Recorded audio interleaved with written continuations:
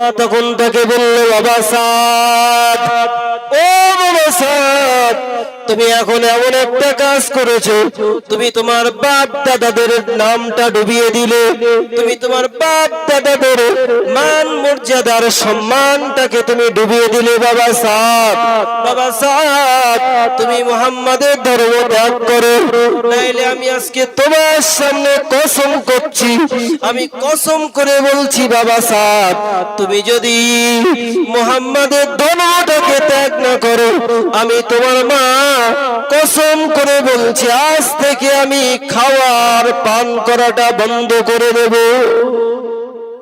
কে বললেন?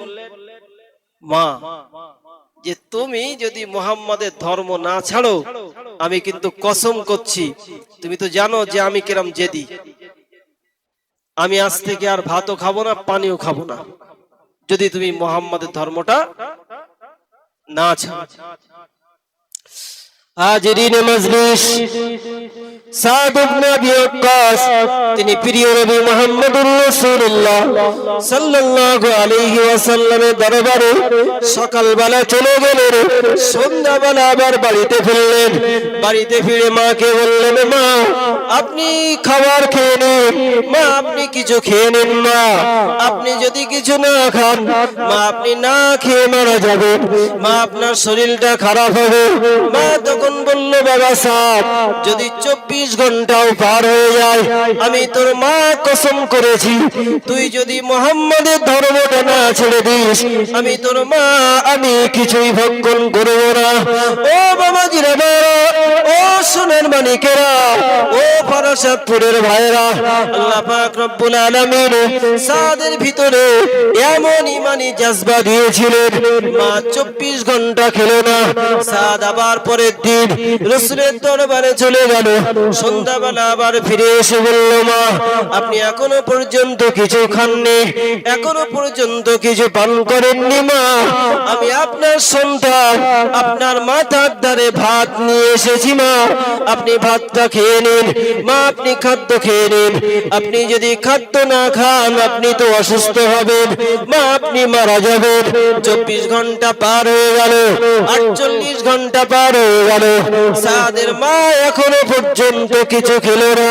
ও বাবাজি, তৃতীয় নম্বর দিনে সাদ তখন আবার চলে গেল, আবার রাসূলের দরবারে সকালবেলা পৌঁছে গেল।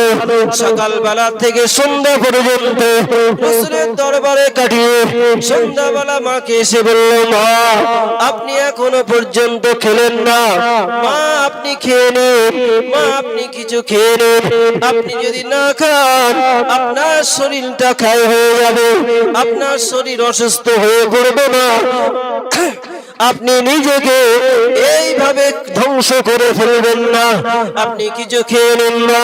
সাদের মা 24 ঘন্টা খেলো না, 48 ঘন্টা খেলো না, 72 ঘন্টা খেলো না। পরের দিন সাদ মাথার ধারে এসে বলল, মা আমি আপনার মাথার ধারে খাদ্য আর পানি নিয়ে উপস্থিত হয়েছি, মা শেষবার আবেদন করছি, মা 72 ঘন্টা হয়ে গেল, খেয়ে নিন না, আপনি খেয়ে নিন না।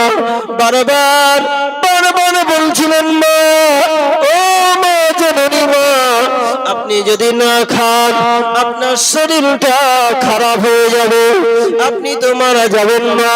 কিন্তু সাদের মা 72 ঘন্টা পরে জবাব দিল, সাদ তুই যদি মুহাম্মাদের ধর্ম না ত্যাগ করিস, আমি কসম করেছি আমি তোর মা আমি এক বিন্দু পরিমাণে খাবার খাবো না। ও বাবাজিরা, সাদ ইবনে আবি ওয়াক্কাস তিনি মায়ের সামনে জবাব দিয়ে বললেন, মা আপনি যদি 72 ঘন্টা করেন, আপনি যদি সারা জীবন না খেয়ে মরে যান, আমি তবুও মুহাম্মাদের ধর্মটা ছেড়ে দেব না। জোরে বলুন।